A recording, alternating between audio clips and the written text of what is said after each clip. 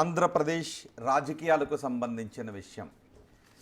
సభకు రావాలి అని జగన్ని సభకు రావాలి అని ఛాలెంజ్ చేస్తున్నారు ఆంధ్రప్రదేశ్ ముఖ్యమంత్రి చంద్రబాబు నాయుడు. కానీ ప్రతిపక్ష హోదా, ప్రధాన ప్రతిపక్ష హోదా ఇస్తేనే సభకు వస్తాను అని ఛాలెంజ్ చేసి వెళ్ళిపోయారు జగన్. ఈ విషయం గురించి చంద్రబాబు మాట్లాడారు. ఆ తర్వాత సజ్జల రామకృష్ణారెడ్డి కూడా మాట్లాడారు. ఒకసారి చంద్రబాబు ఏం మాట్లాడారు, సజ్జలు ఏం మాట్లాడారు చూద్దాం.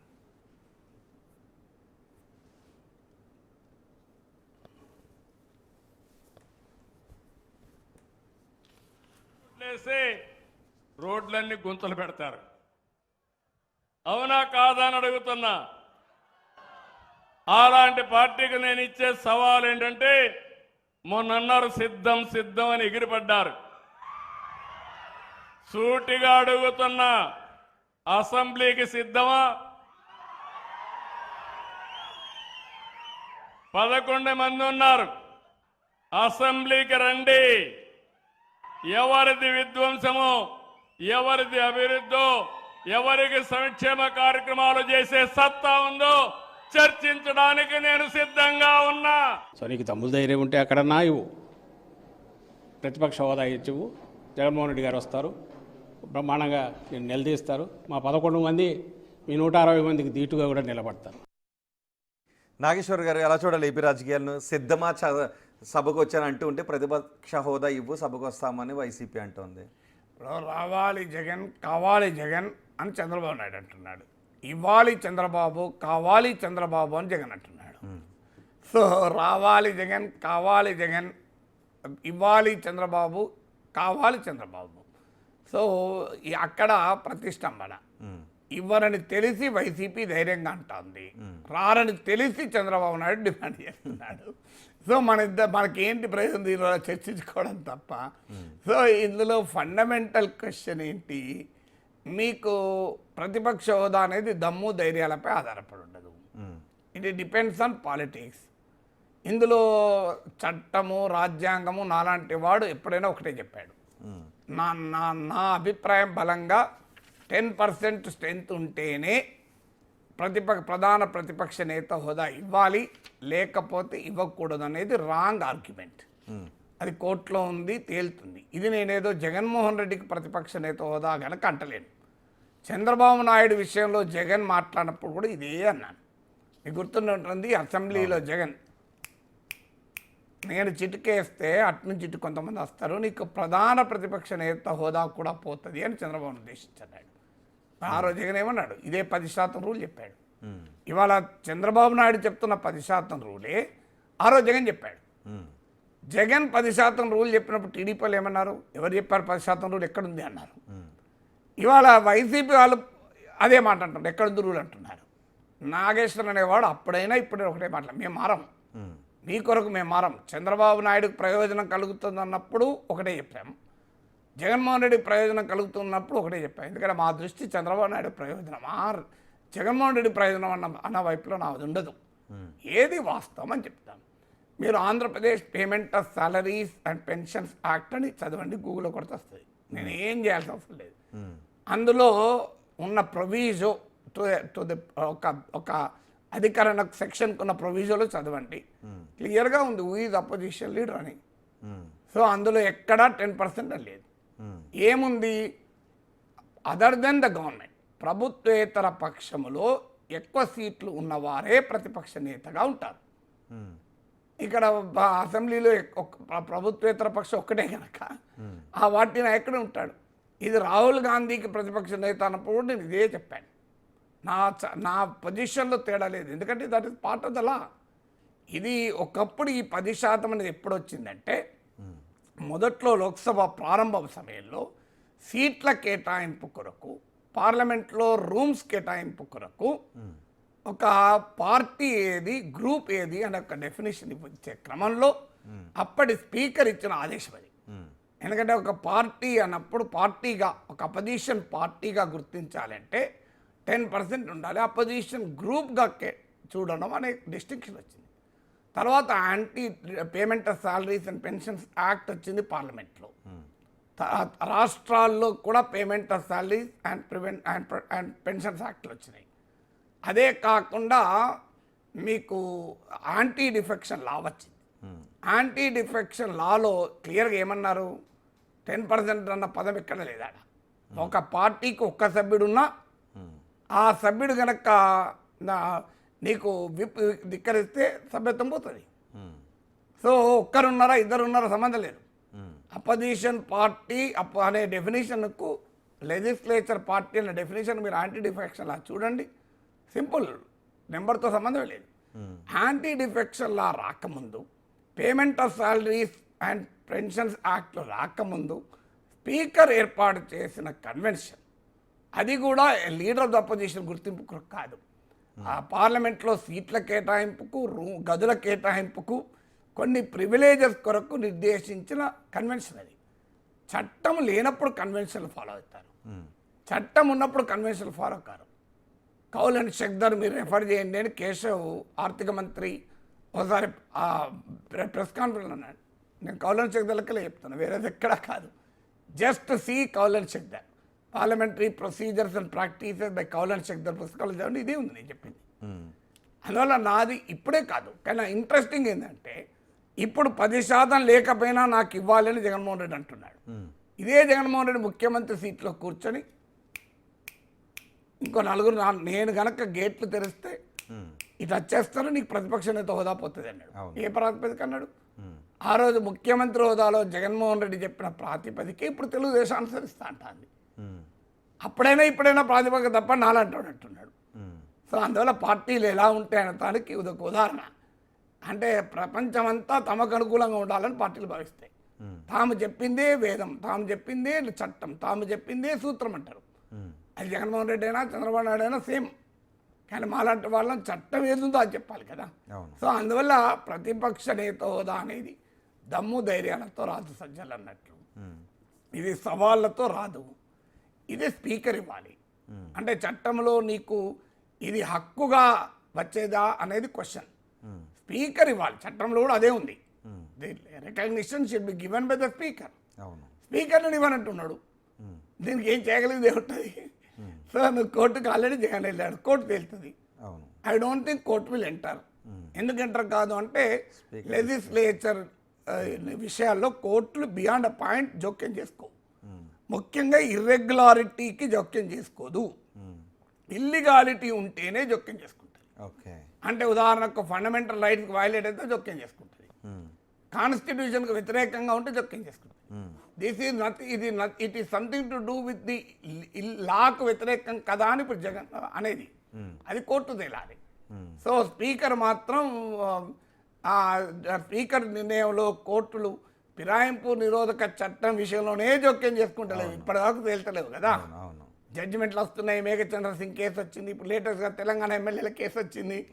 కోర్టులు చెప్తున్నాయి 3 నెలల్లో డిసిషన్ తీసుకోమని, కానీ స్పీకర్లు తీసుకుంటలేరు. సో ఏం చేస్తారు? అందువల్ల ప్రతిపక్ష నేత హోదా అనేది ఇప్పుడు కోర్టు అన్నా జగన్కి అనుకూలంగా తీర్పు చెప్పాలి, స్పీకర్ అన్నా మనసు మార్చుకోవాలి, చంద్రబాబు నాయుడు అయినా రాజకీయ వైఖరి మార్చుకోవాలి. ఈ 3 జరిగినప్పుడు ప్రతిపక్ష నేత ఎట్లా వస్తే దమ్మస్తే ధైర్యం ఎక్కడిది? అయినా ఇది ఎక్కడ కండిషను? నేను అసెంబ్లీకి వస్తా కానీ షరతులు వర్తిస్తా అంటే ఎట్లా? అసెంబ్లీకి రావడం అనేది నువ్వు ఎమ్మెల్యేగా గెలిచావు కనుక అసెంబ్లీకి రావాలి. చంద్రబాబు నాయుడు కొరకు అసెంబ్లీకి రాను కదా. ఇప్పుడు చంద్రబాబు నాయుడు నన్ను సరిగా చూడడు కనుక నేను అసెంబ్లీకి రాను, అది ఎక్కడ కరెక్ట్ అయ్యా? సో ఒక టీచర్ నేను క్లాస్ చెప్పను, ఎందుకంటే పలానా స్టూడెంట్ నిద్రపోతాడు అంటే నిద్రపోతాడంటే నిద్రపోతే పోనీయండి, నువ్వే రావాలి కదా. సో ఈ గోడకు మీరు పింక్ కలర్ వేసారు, నాకు నచ్చదు ఆ కలరు, నేను రాను స్కూల్కు అంటే అటెండెన్స్ పడుతుందా? నాకు చెప్పండి. That is not the craze కదా. నాకు చంద్రబాబు నాయుడు నచ్చడు కనుక నేను రాను, చంద్రబాబు నాయుడు నాకు గౌరవం ఇవ్వడం కనుక రాను, తెలుగుదేశం వాళ్ళు నన్ను అవయలు గేలి చేస్తారు కనుక రాను, స్పీకర్ నన్ను అవమానిస్తారు కనుక రాను. ఇది కాదు కదా క్రైటీరియా. నేను పులివెందుల ప్రజలు ఎన్నుకున్నందుకు రావాలి అసెంబ్లీకి. అసెంబ్లీకి వచ్చి నిలబడాలి, పోరాడాలి, అవమానాలు భరించాలి, దిగమింగాలి. ఇదే పని చంద్రబాబు నాయుడు చేశారు కదా. జగన్మోహన్ రెడ్డి అవమానిస్తే ఇప్పుడు జగన్మోహన్ రెడ్డికి ఏమిటి పరిస్థితి? తాను వ్యవహరించింది తనకే తిరుగుకూడదు. తాన్ని నేను చంద్రబాబు నాయుడు సతీమణిని కూడా తీసుకొచ్చి అవమానించింది మనం చూడలేదా? సో ఆ స్థాయికి అవమానించినప్పుడు, ఇప్పుడు కర్మ సిద్ధాంతాన్ని నమ్మే దేశం మనది, ఎవరి కర్మలను వారు అనుభవించక తప్పదు కదా. సో అదే జరుగుతున్నది కదా. అందువల్ల ఇప్పుడు ఇక్కడ దమ్ము ధైర్యాలతో సంబంధం లేదు. These are all politics. Everybody is playing the game. Nageswara గారు అసలు మీరు ఆ పాయింట్ తీసుకొచ్చారు కాబట్టి సభలో జరిగే అవమానాల కారణంగా నేను సభకు రావడం లేదు అనేది ఇక్కడ తెలంగాణలోనూ జరుగుతుంది, ఆంధ్రప్రదేశ్లో జరిగింది, ఇప్పుడు జరుగుతుంది. ఆ పాయింట్ని ఎలా చూడాలి అసలు అవమానాల కారణం? తెలంగాణలో అవమానం కూడా అనడం కాదు, తెలంగాణలో నా స్థాయి కాదు అని వస్తాడు కేసీఆర్. కేసీఆర్ వచ్చింది ఎప్పుడు, అవమానించింది ఎప్పుడు? అసలు అది కాదు. ఇక్కడ కేసీఆర్కి అక్కడ తేడా ఉంది. ఇక్కడ కేసీఆర్ 10 మంది వెళ్ళిపోయినాక కూడా 29 మంది ఎమ్మెల్యేలు ఉన్నారు. ఇంకా 27 ఎంత ఉన్నారు ఎమ్మెల్యేలు. కేసీఆర్కు అక్కడ 175 ఎమ్మెల్యేస్లో 11. ఇక్కడ 119 ఎమ్మెల్యేస్లో ఇక్కడ మీకు ఇప్పటికీ కూడా పార్టీ ఫిరాయించులు అయినా కూడా 28 మంది ఎమ్మెల్యేలు ఉన్నారు. అవును. అక్కడ టీడీపీ వైసీపీ తప్ప మరొక లేరు. జనసేన బీజేపీ కూడా టీడీపీలో భాగమే కదా ఇప్పుడు కూటమిలో. అవును. అక్కడేమో కూటమి వర్సెస్ జగన్, అంటే 164 మంది ఎమ్మెల్యేలు ఒకవైపు, 11 మంది ఎమ్మెల్యేలు ఇంకోవైపు. అక్కడికి ఇక్కడికి తేడా ఉంది. ఇక్కడ ఏమున్నది, ఇక్కడ కాంగ్రెస్ ఒకటే లేదు, కాంగ్రెస్ బీఆర్ఎస్ లేదు కదా. ఇక్కడ బీజేపీ ఉంది, ఎంఐఎం ఉంది, సిపిఐ ఉంది, 3 పార్టీలు ఉన్నాయి ఇక వేరే. సో అందువల్ల ఇక్కడ సభ పోలరైజ్ కాదు అక్కడలాగా. ఇక్కడ కేసీఆర్ రాకపోవడానికి ఇగో ప్రాబ్లం, ఈగో అక్కడ ఇన్సల్టింగ్ ప్రాబ్లం అనేది కాదు, ఇగో ప్రాబ్లం. నా స్థాయి కాదు రేవంత్ రెడ్డిని పెట్టుకోండి. ఇక్కడ ఉన్న నా తీరు అదే. నీ స్థాయా వాళ్ళ స్థాయా అనేది ప్రజాస్వామ్యంలో ప్రజల తీర్పే నిర్ణయించాలి తప్ప నా వ్యక్తిగత అంశం కాదు కదా. నేను నాగేశ్వర్ అనేవాడు చాలా నాలెడ్జబుల్ కనుక, నాకు ఆ మంత్రి కన్నా ఎక్కువ నాలెడ్జ్ ఉంది ఆ సబ్జెక్ట్లో కనుక, ఆ మంత్రి ఎంత అంటే నడుతుందా? ప్రజలు నాకు ఇయ్యలే కదా మంత్రి పదవి, ఆయనకి ఇచ్చారు కదా. నాకు ఎక్కువ ఎకనామిక్స్ తెలుసు, ఫైనాన్స్ తెలుసు, బట్టి విక్రమార్క నాకన్నా ఎక్కువ తెలుసా అంటే నడుతుందా? నాకన్నా ఎక్కువ తెలిసినా తెలియకపోయినా తెలుసు అనుకుంటాను. నా నమ్మకం నాకన్నా చాలా రేట్లు ఎక్కువ తెలుసు బట్టి విక్రమార్కకు. కానీ ఒకవేళ అజ్యూమింగ్ తెలియదు అనుకుందాం, నడుతుంది అన్నది. అరే నాకు ఫైనాన్స్ మినిస్టర్ కానీ ఎక్కువ ఎకనామిక్స్ తెలుసు, నేను ఎకానమిస్ట్ను, అయ్యా నువ్వు ఎకానమిస్ట్ అయితే వెళ్ళి బట్టి విక్రమార్క పిలిస్తే సలహా చెప్పంతే. కానీ ఫైనాన్స్ మినిస్టర్ కుర్చీలో కూర్చుంటాడు నడవదు కదా. ఆ కుర్చీలో కూర్చుకున్న దానికి ప్రజలు బట్టి విక్రమార్కకి ఇచ్చారు అధికారం, నాగేశ్వర్కి ఇయ్యలే, ఇంకోరికి ఇయ్యలే. You should understand. Revanth Reddy ఎంత అంటే ప్రజలు ముఖ్యమంత్రి చేశారు, ఎంత ఇంకా ప్రజల తీర్పును గౌరవించే ప్రజాస్వామిక స్ఫూర్తి ఉండాలి. అంతే. ఆ స్ఫూర్తి లేకుండా ఆయనంత ఈయనంత అంటే ఎట్లా? అల్టిమేట్గా ప్రజాస్వామ్యాన్ని గౌరవించాలి. ప్రజల తీర్పు అది. ప్రజల తీర్పు ఏంటి? రేవంత్ రెడ్డి ముఖ్యమంత్రి సీట్లో కూర్చున్నబెట్టారు, కేసీఆర్ను ప్రతిపక్ష నేత సీట్లో కూర్చున్నబెట్టారు. Face the reality, you can't run away from the reality కదా. నిజంగానే రేవంత్ రెడ్డి అవమానించాడు అనుకుందాం, కానీ ఆయనకు కూడా చేదు అనుభవాలు కేసీఆర్ చేతులు ఉన్నాయి కనుక ఆయన అసెంబ్లీని సస్పెండ్ చేశారు, ఆయన ఓటుకున్నోడు కేసు పెట్టి చెంచలో జైలుకి పంపారు, కొడంగల్లో కేంద్రీకరించి ఓడించారు, ఇవన్నీ ఆయనకున్నాయి. ఇప్పుడు ఆయన కూడా కేసీఆర్ లాగానే ఉప్పుకారం తింటాడు కదా. సో ఉప్పుకారం తిన్నోడికి ఎక్కడైనా రోషం ఉంటుంది, ఎక్కడైనా జరగచ్చు. జరిగినప్పుడు మళ్ళీ ప్రజలే తీర్పు చెప్తారు. కరెక్ట్. నీకు రేవంత్ రెడ్డి ప్రజలు తీర్పు చెప్పలేదా? కేసీఆర్ ఇన్ని అవమానాలకు గురి చేసిండు అని రేవంత్ రెడ్డి అంటున్నాడు. అవమానాలు ఆయనకు పులమాలు లేనాయి కదా, లాభమే ఇది కదా, నష్టపోయాడా ఏమన్నా? సో నిజంగా చెప్పాలంటే ఆయన సంతోషపడాలి. నాకు కేసీఆర్ రోజు థ్యాంక్స్ చెప్పాలని ఇట్లా అవమానించినాను, బెనిఫిట్ చేశాడని. సో అందువల్ల ఏమవుతుంది? సో అందువల్ల రాజకీయాల్లో ఉన్నవాడు దానికి ఫేస్ కావాలి, పబ్లిక్ లైఫ్ ఉన్నోడు ఫేస్ కావాలి. పబ్లిక్ లైఫ్ ఉన్నోడు ఎప్పుడు కూడా you can't run away from the reality. ఇప్పుడు నేను ఉన్నాను, నేను మాట్లాడుతున్నాను, నా పైన రోజుకు 100 మంది కామెంట్లు పెడుతూనే ఉంటాడు. ఎందుకంటే తిట్టడమో ఫాస్ట్గా ఉంటాడు, మెచ్చుకుంటాడో స్లో ఉంటాడు. సో 1000 మంది 1,00,000 మంది నన్ను అభిమానించవచ్చు, కానీ ఆ చిచ్చర బిడ్డలు ఉంటారు, తిట్టడు సేమ్ బేలడితో పెడుతూనే ఉంటాడు కామెంట్లు. నేను ఆ కామెంట్లో చూసి భయపడి నేను మాట్లాడకుండా ఊకున్నాను అనుకో, నేను ఏం చేసినట్టు? నా సామర్థ్యం ఏంటి? ప్రజాస్వామ్యంలో పబ్లిక్గా మాట్లాడేటప్పుడు దానికి ఏం చేయలేదు, అది ఏం సంబంధమే లేదు. సో అందువల్ల ఎక్కడైనా యూ షుడ్ స్టాండ్, ఒక రియాలిటీ మనకు అర్థం కావాలి. You should face the reality head on. Unfortunately రాజకీయ నాయకులు ప్రజాస్వామిక స్ఫూర్తితో కాకుండా వ్యక్తిగత రాగద్వేషాలతో పనిచేస్తారు. అవును. అండ్ ఒకసారి మళ్ళీ ఏపీ గురించి మాట్లాడుకుంటే ఈ ప్రతిపక్ష హోదా అనేది ఒక సంప్రదాయంగా వస్తుంది, 10% అనేది. ఎక్కడ కూడా రూల్, దానికి చట్టము లేదు. సో ఇలాంటి సంప్రదాయాన్ని మార్చే అవకాశం ఉన్నప్పుడు ఆ పార్టీ మారిస్తే బెటరా? అది రాంగ్, సంప్రదాయం కాదు, చట్టం ఉందని చెప్తున్నాను నేను. అదే మీకు చట్టంలో ఉంది ఆంధ్రప్రదేశ్ పేమెంట్, మీరు గూగుల్ కొట్టండి ఒకసారి, um. Andhra Pradesh payment of salaries and pensions act అని కొట్టండి, అవును. అంటే గూగుల్ వస్తుంది మీకు. 10% సీట్లు ఉండాలి అని 10% సీట్లు ఉండాలి అని లేదు అని అంటున్నారు. అది నేను అనడం కాదు సార్, మీకు గూగుల్ అదే, కొట్టండి, అవునవును, అదే ఉంది. అదే టైం తీసుకొని కొట్టండి కావాలంటే. So Andhra Pradesh payment of salaries and payment act అని కొట్టి, నాకు గుర్తున్నంత వరకు 12B అనుకుంటా, సబ్జెక్ట్ కరెక్షన్, కరెక్ట్ సెక్షన్ గుర్తులేదు, అవును ఉంది. చూడండి మీరు. అవును, అందులో ఉంది కదా ఇలా చట్టం. కన్వెన్షన్ ఎక్కడిది? Convention was much before the law. So వీళ్ళు పెట్టుకున్న సంప్రదాయం అది. అలాగే సాంప్రదాయం కాదు మిత్రమా, చట్టంలో ఉంది అంటున్నాను నేను.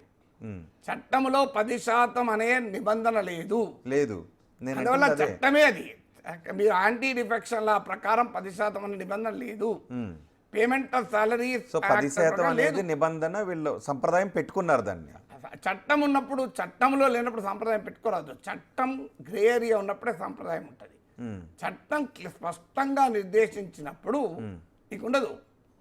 చట్టం నాకు హౌస్ నెంబర్ ఉంది, ఎలక్షన్ కమిషన్లో ఏమన్నారు, ఫుట్పాత్ మీద ఉంటారు, పండుకుంటారు, చెట్ల కింద పండుకుంటారు, పైప్ లైన్ల కింద పంటారు, వాళ్ళకి మేము ఓటర్కి ఇవ్వద్దా? వాళ్ళకి హౌస్ నెంబర్ లేదు, ఏం చేయాలి? వాళ్ళు అన్అఫీషియల్ గుడిసెలు వేసుకొని ఉంటారు, వాళ్ళకి హౌస్ నెంబర్ లేదు, మేము ఓటర్ ఇవ్వద్దా? హౌస్ నెంబర్ లేకపోయినా మేము ఓటు ఇస్తాం, అందుకే 0 నెంబర్ ఇచ్చినా ఉన్నాం. నా ఇంటికి 0 నెంబర్ ఇవ్వస్తా, నాకు ఇంటి నెంబర్ ఉంది కదా. ఇప్పుడు నా ఇంటి నెంబర్ లేదనుకో, మీరు 0 ఇవ్వచ్చు, నాకు ఇంటి నెంబర్ ఉంది కదా. నాకు ఇంటి నెంబర్ ఉన్నప్పుడు 0 ఎట్లా ఇస్తాను నేను నాకు? సో అదే అంటే ఏపీలో ప్రతిపక్ష నాయకుని సభలోకి రానివ్వకూడదన్న ఉద్దేశంతో అధికార పక్షం ఉంది అన్నట్టు వాళ్ళు మాట్లాడుతున్నారు కదా. రానివ్వకూడదని కాదు, వాళ్ళకి రావాలనే ఉంది. జగన్ రావాలి, జగన్కు చుక్కలు చూపెట్టాలనే ఉంది. కానీ ప్రతిపక్ష నేత ఇవ్వడానికి సిద్ధంగా లేరు. ఎందుకంటే జగన్మోహన్ రెడ్డి అదే పని అన్నాడు కదా చంద్రబాబు నాయుడు. మన ఇది మరోసారి చెప్తాను, ఇది ఇలా అన్నాడు, సో నేను చిటికేస్తే అటు నుంచి ఇటు వస్తే నీ పని ఇంతే అన్నాడు కదా. So they want to show the same rule for Jagan. Jagan ఏ సూత్రం అయితే చెప్పాడో అదే సూత్రం చంద్రబాబు నాయుడు చెప్పదలుచుకున్నాడు జగన్కు. రైట్. సో మొత్తానికి ఆంధ్రప్రదేశ్ అసెంబ్లీలో ప్రతిపక్ష హోదా ఇస్తేనే సభకు వస్తాను అని జగన్ అంటూ ఉన్నారు. దేనికైనా సిద్ధం అంటూ ఉన్నారు కదా. చర్చకు సిద్ధపడితే సభకు రండి అని చంద్రబాబు సవాల్ విసిరారు. సో ఆ సవాళ్ళు ప్రతి సవాల్ అలాగే కొనసాగుతుంది. మరి